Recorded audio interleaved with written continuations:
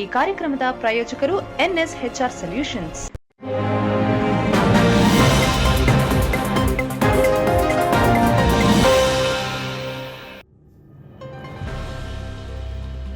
ಮೈಸೂರಿನ ಹೃದಯ ಭಾಗದಲ್ಲಿರುವ ದೊಡ್ಡ ಗಡಿಯಾರದ ದುರಸ್ತಿ ನೆಪದಲ್ಲಿ ಹಗರಣ ನಡೆಯುತ್ತಿದೆ ಎಂದು ಪ್ರತಿಭಟನೆ ನಡೆಸಲಾಯಿತು.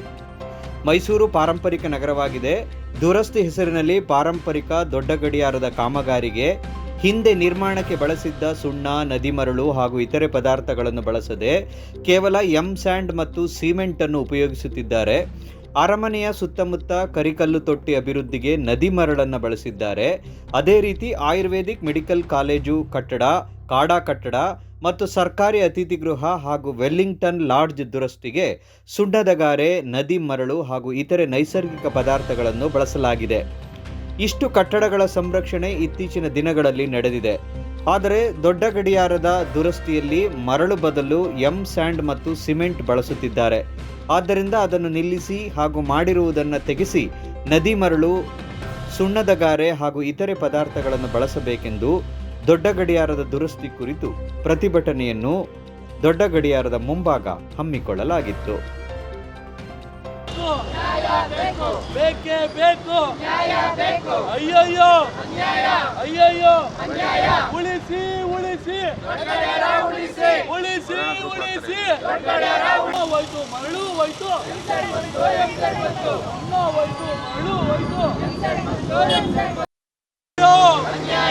ಹೆರಿಟೇಜ್ ಸಿಟಿ, ಪಾರಂಪರಿಕ ನಗರ. ಈ ಸಿಟಿ ಹೀಗೆ ಇರಬೇಕು. ನಮಗೆ ಕಮರ್ಷಿಯಲ್ ಆಗಬಾರ್ದು. ನಮಗೆ 100 ಫ್ಲೈಓವರ್ ಬೇಕಾಗಿಲ್ಲ, 100 ಸಿಗ್ನಲ್ ಬೇಕಾಗಿಲ್ಲ. ಸೊ ನಾವು ಈಗ ಪ್ರೊಟೆಸ್ಟ್ ಮಾಡಿರೋ ಉದ್ದೇಶ ಏನಂದರೆ, ಹೆರಿಟೇಜ್ ಬಿಲ್ಡಿಂಗ್ನ ಯಾವ ರೀತಿ ಕನ್ಸ್ಟ್ರಕ್ಷನ್ ಮಾಡಬೇಕು ಆ ರೀತಿ ಮಾಡ್ತಾ ಇಲ್ಲ, ಹಗರಣ ನಡೆದಿದೆ. For example, government Ayurvedic college, Wellington lodge, government guest house, ಇದೆಲ್ಲ ಯಾವ ರೀತಿ ಕಾಮಗಾರಿ ನಡೆದಿದೆ ಅಂದರೆ, ಸುಣ್ಣದ ಗಾರೆ ಯೂಸ್ ಮಾಡಿ, ನದಿ ಮರಳನ್ನು ಯೂಸ್ ಮಾಡಿ, ಅಂಟು ಕಾಯಿ, ಬೆಲ್ಲದ ಪಾಕ, ಕಪಿಚೂರು ಅಂದರೆ ಇಟ್ಟಿಗೆ, ಕೆಂಪಿಟ್ಟಿಗೆ ಪುಡಿ ಯೂಸ್ ಮಾಡಿ ಇವೆಲ್ಲ ಮಾಡಿದ್ದಾರೆ. ಸೊ ಇವೆಲ್ಲ ಮಾಡಿದಾಗ ನಮ್ಮ ಸಾವಿರಾರು ಕೋಟ್ಯಾಂತರ ಜನರ ಹೃದಯ ಭಾಗದಲ್ಲಿರೋ ನಮ್ಮ ದೊಡ್ಡಗಡೆಯರ ಏನು ಮಾಡಿದ್ದು ಸ್ವಾಮಿ, ಅದನ್ನಕ್ಕೆ ನೀವು ಸ್ಯಾಂಡ್ ಯೂಸ್ ಮಾಡ್ತಾಯಿದ್ದೀರಾ? ಸ್ಯಾಂಡ್ ಯೂಸ್ ಮಾಡ್ಬೋದು ಅಂತ ಎಲ್ಲಿ ಉಲ್ಲೇಖಿಸಿದೆ? ಕಾಂಟ್ರಾಕ್ಟ್ಗಳು ನಾನು ಕೇಳೋದಷ್ಟೇ, ಸ್ಯಾಂಡ್ ಇಷ್ಟೆಲ್ಲ ಬಿದ್ದಿದೆ, ಸ್ಯಾಂಡ್ ಯೂಸ್ ಮಾಡ್ಬೋದು ಅಂತ ನಿಮ್ಗೆ ಯಾರು ಹೇಳಿದ್ದು? ಎಲ್ಲ ನೀವು ಅಂದ್ಕೊಂಡಂಗೆ ಮಾಡೋಕ್ಕೆ, ನೀವು ದುಡ್ಡು ಮಾಡೋಕ್ಕೆ ಮೈಸೂರು ಇರೋದು. ಮೈಸೂರು ಹೆರಿಟೇಜ್ ಸಿಟಿ ಇದು ಹೀಗೆ ಇರಬೇಕು. ನಾವು ಏನಕ್ಕೆ ನಮ್ಮ ಮೈಸೂರಲ್ಲಿ ನಮ್ಮ ಭಾನುಮೋಹನ್ ಮೇಡಮ್ ಆಗಿರ್ಬೋದು, ಸಮಾಜ ಸೇವಕರು, ಸಮಾಜ ಪರ ಚಿಂತಕರು, ನಾವೆಲ್ಲ ಒಂದು ಸೇರಿ ಒಗ್ಗಟ್ಟಾಗಿ ಪ್ರತಿಭಟನೆ ಮಾಡ್ತಿದ್ವಿ. ಅದೇ ರೀತಿ DC ಸಾಹೇಬ್ರಿಗೆ ಒಂದು ಮೊಮೆಂಟಮ್ ಕೂಡ ತಂದಿದ್ದೀವಿ, ಮೊಮೆಂಟಮ್ ಕೂಡ ಕೊಡ್ತೀವಿ. ಯಾವ ರೀತಿ ಕೊಡ್ತೀವಿ ಅಂದರೆ, ಹೆರಿಟೇಜ್ ನಗರ, ಪಾರಂಪರಿಕ ಬಿಲ್ಡಿಂಗ್ಗಳ ಕಟ್ಟಡಗಳು ಯಾವ ರೀತಿ ಕನ್ಸ್ಟ್ರಕ್ಷನ್ ಆಗಬೇಕು. ನಾನು ಹೇಳಿದೆ, ಫಾರ್ ಎಕ್ಸಾಂಪಲ್ ಅಂಟುವಾಳದ ಕಾಯಿ, ಬೆಲ್ಲದ ಪಾಕ, ಕಪಿಚೂರು, ಹಸಿ ಮೊಟ್ಟೆ ಸಿಪ್ಪೆ ಸಮೇತ ಅದನ್ನೆಲ್ಲ ಯೂಸ್ ಮಾಡಿ ದೋಸೆ ಹಿಟ್ಟಿನಾಗಿ ರುಬ್ಬಿ 2 ವಾರ ಹಾಗೆ ಬಿಟ್ಟು ಆಮೇಲೆ. ಮೈಸೂರು ನಗರಕ್ಕೆ ಪ್ರಕೃತಿಯಾಗಿರೋದೇ ಕೆಲವೊಂದು ಈ ಥರ ಹೆರಿಟೇಜ್ ಬಿಲ್ಡಿಂಗ್ಗಳು ಇರೋದ್ರಿಂದ ನಮ್ಮ ಮೈಸೂರು ಮಹಾರಾಜರ ಕೊಡುಗೆಗಳಿದು. ಆದರೆ ಇತ್ತೀಚಿನ ದಿನಗಳಿನ ಅಧಿಕಾರಿಗಳಿರ್ಬೋದು, ರಾಜಕಾರಣಿಗಳಿರ್ಬೋದು, ಏನು ಮಾಡ್ತಾ ಇದ್ದಾರೆ, ಇವರು ಬರೀ ಪರ್ಸೆಂಟೇಜ್ ತೊಗೊಂಡು ಬಿಲ್ಡಿಂಗ್ ಕಟ್ತಾ ಇದ್ದಾರಾ, ಇಲ್ಲ ನಮ್ಮ ಪ್ರಕೃತಿನ ಉಳಿಸ್ತಾ ಇದ್ದಾರೆ ಗೊತ್ತಾಗ್ತಾ ಇಲ್ಲ. ಯಾಕೆ ಅಂತ ಹೇಳಿದ್ರೆ, ಇತ್ತೀಚೆಗೆ ನಮ್ಮ ಒಂದು ಗಂಧದಗುಡಿ ಫೌಂಡೇಶನ್ ಅವರು, ನಾನು ಈಗಾಗಲೇ ಮೊನ್ನೆಯಿಂದ ನೋಡ್ತಾ ಇದ್ದೆ, ಇಲ್ಲಿ ಬಿಲ್ಡಿಂಗ್ನ ನಿರ್ಮಾಣ ಮಾಡ್ತಿರುವಾಗ ಕೆಲವೊಂದು ಉಪಕರಣಗಳಿದೆ, ಅದನ್ನು ಬಳಸಿ ಮಾಡಬೇಕು.